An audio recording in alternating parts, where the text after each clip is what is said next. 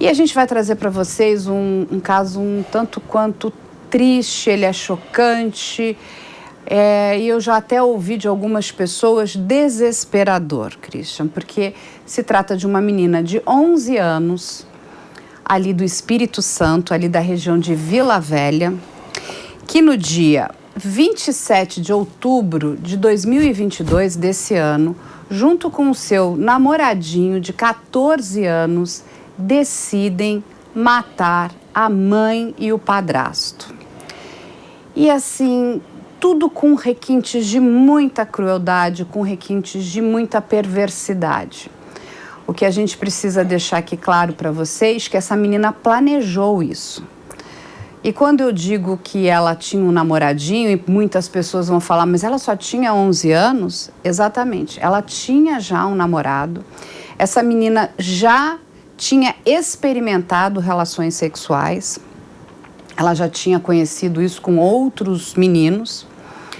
A mãe dessa criança é uma moça, é uma mulher que sempre tratou a filha com muito carinho e muito amor. Né? Todos os relatos que nós recebemos das pessoas da região são de perplexidade, porque ela era considerada uma boa mãe. Inclusive, ela não se opunha a esse namoro, né? Ela entendia que era uma bobagem de criança, ela não sabia da seriedade e de como essa relação que aos nossos olhos é completamente errada, já estava avançada e evoluída. Essa menina espera a mãe chegar, né? Quando a mãe chega, essa menina chama a mãe no quarto e ela e o seu namorado começam a golpear a mãe com facadas.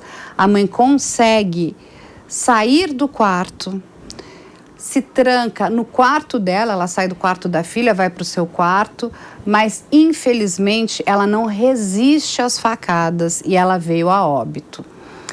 Nesse ínterim, o padrasto da menina chega em casa e ele se assusta quando ele vê uma poça muito grande de sangue, né? E a menina tinha inclusive colocado ali uma cadeira para segurar a porta.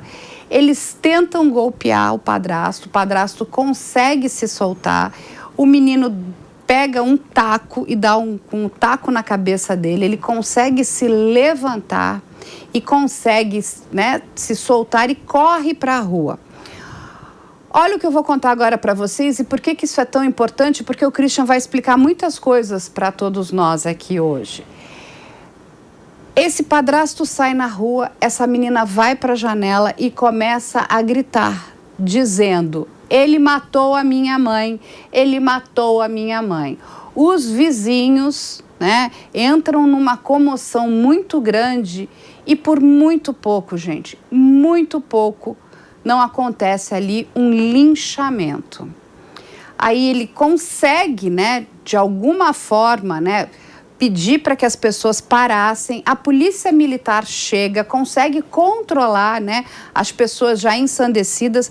Vamos lembrar aí do caso da Fabiane ali no Guarujá, que também por um boato, uma mentira, acabou morta dessa forma muito bárbara, né, que é o linchamento. E o que acontece?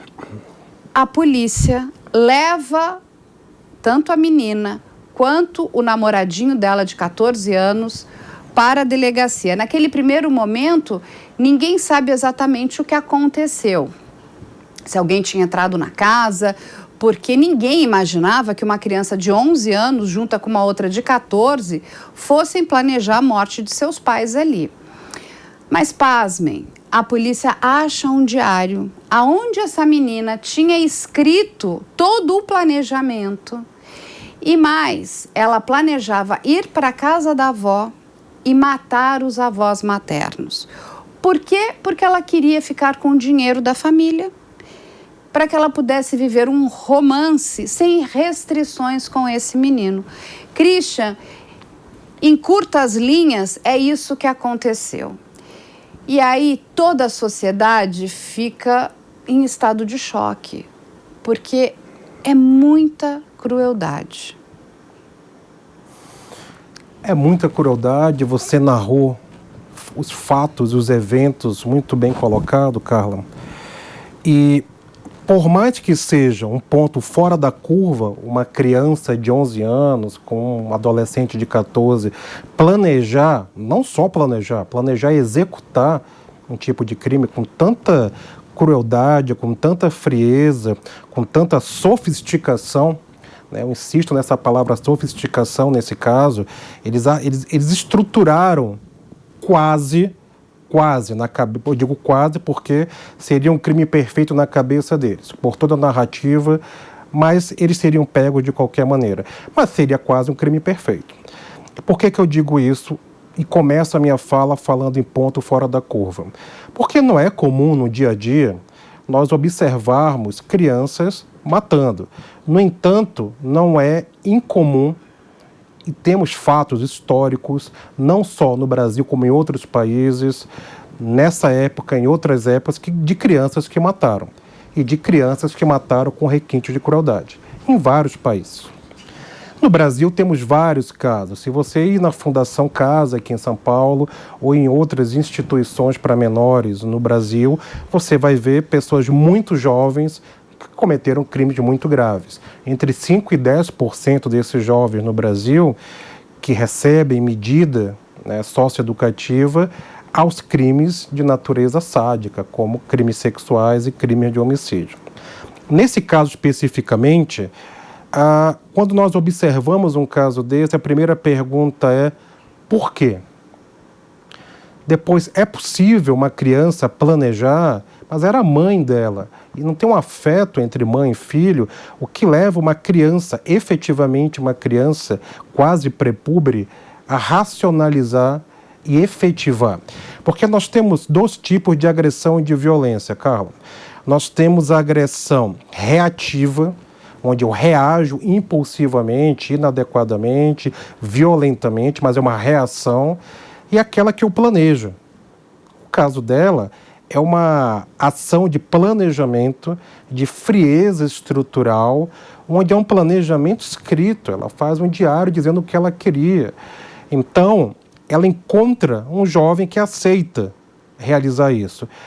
Bom, nós não sabemos maiores detalhes da vida dessa menina, da vida desse garoto, mas não me parece, observando a cena do crime, que tenha sido o primeiro crime desse rapaz.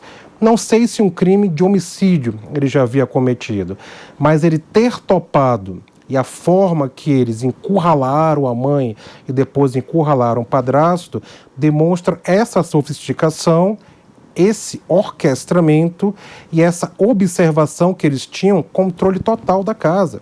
Eles tinham controle total da situação. Ele chega, antes da mãe chegar, a mãe estava trabalhando, ela já entrega uma faca para ele, eles vão para o quarto dela, ele fica esperando a mãe entrar, ela chama a mãe e quando a mãe entra, ela é brutalmente atacada.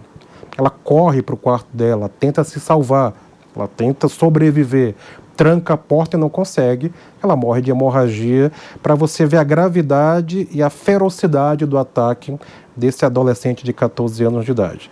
Parece, por informações da unidade policial, que a criança também colaborou com o esfaqueamento.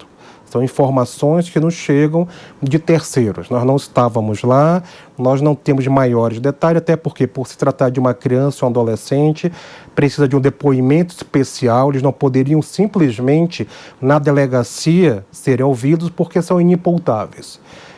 Você consegue uma medida socioeducativa, segundo o ECA, a partir dos 12 anos de idade.